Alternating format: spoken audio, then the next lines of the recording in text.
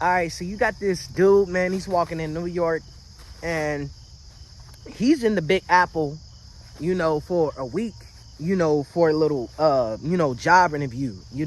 He lives back in Texas, but he's down here visiting. He's been down here for about 3 days because on the third day is when he's supposed to do the job offer. But for the 2 days, he was going to, before then, he was just going to, have fun. So he's walking in New York, he's basically having a good time. He's enjoying their food.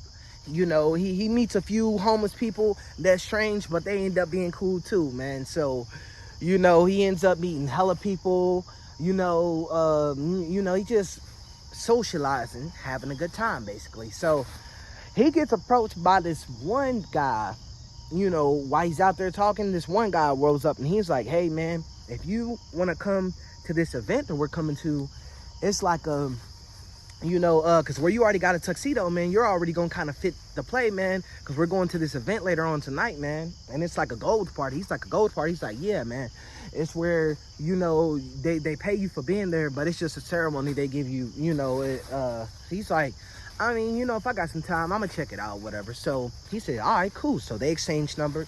That's that. So the guy ends up going to the job, and it actually ends up turning fine. They end up saying, hey, yeah, we definitely want to hire you, and can come back at, around this time next month. So he's like, all right, fine. So he leaves, and he's just looking up the sky like, yes, man, yes. So he's feeling so good. He's like, man, you know what? I'm killing time anyway. I'm going to go ahead and contact dude. So he called a dude, and he says, all right, bet, meet me at this address. So when he meets the guy, they at the little address, whatever, and everything's good.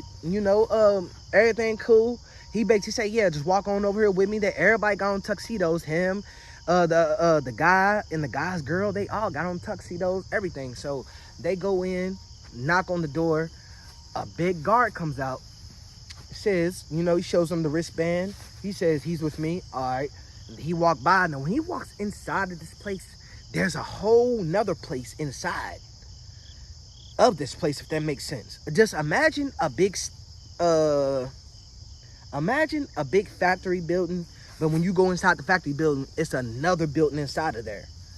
So he goes in, and there's an all white, people in there, and he's the only black guy, but he ain't thinking nothing of it. He's like, I mean, all right, cool, And at the door, they already paid him at the door. I forgot to mention that. They already paid him at the door. They gave him a check just for being there. They gave him a $3,000 check just for being there. He's like, oh, okay.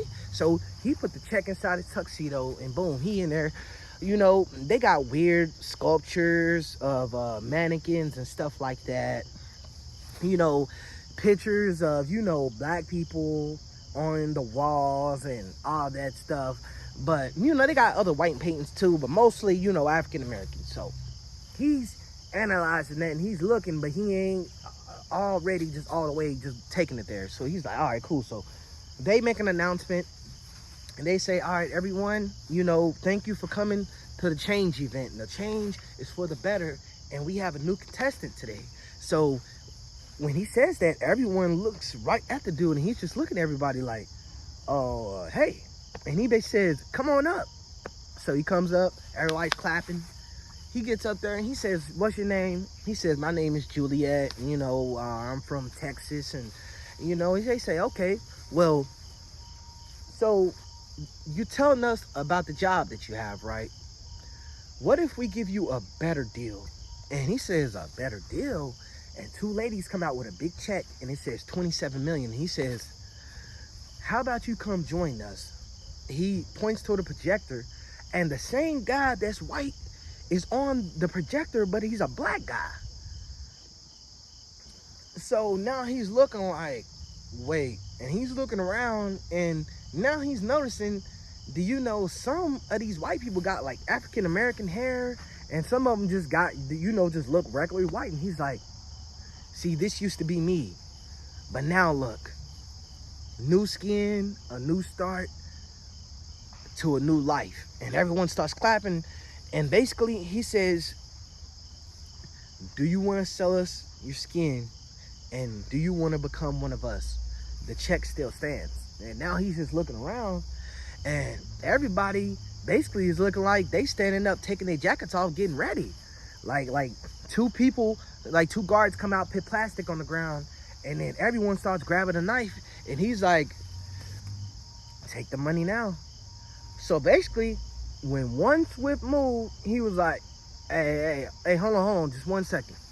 And he act like he was gonna go for his phone, and someone grabs his hand and takes his phone and says, no phones allowed. And basically at that point, he knew if he didn't do something at that second, something was gonna go horribly bad. So at that point, you know what he did? He pushed past the guard. He punched another guard, and he didn't get to see what happened behind them and the people in the place, but all he knows is he heard chairs and tables moving and forks falling, so that means that they were chasing him.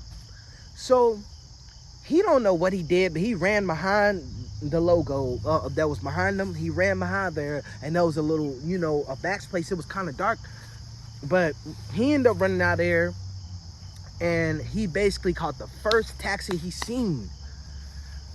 And he basically just hopped in the taxi, went straight to the airport. He didn't even stop to get the rest of his clothes that was at his room. He went straight to the airport, left. And then when he got home, he knew it was real because he still had that check in his pocket. And that day, he just said he'd never been back to New York.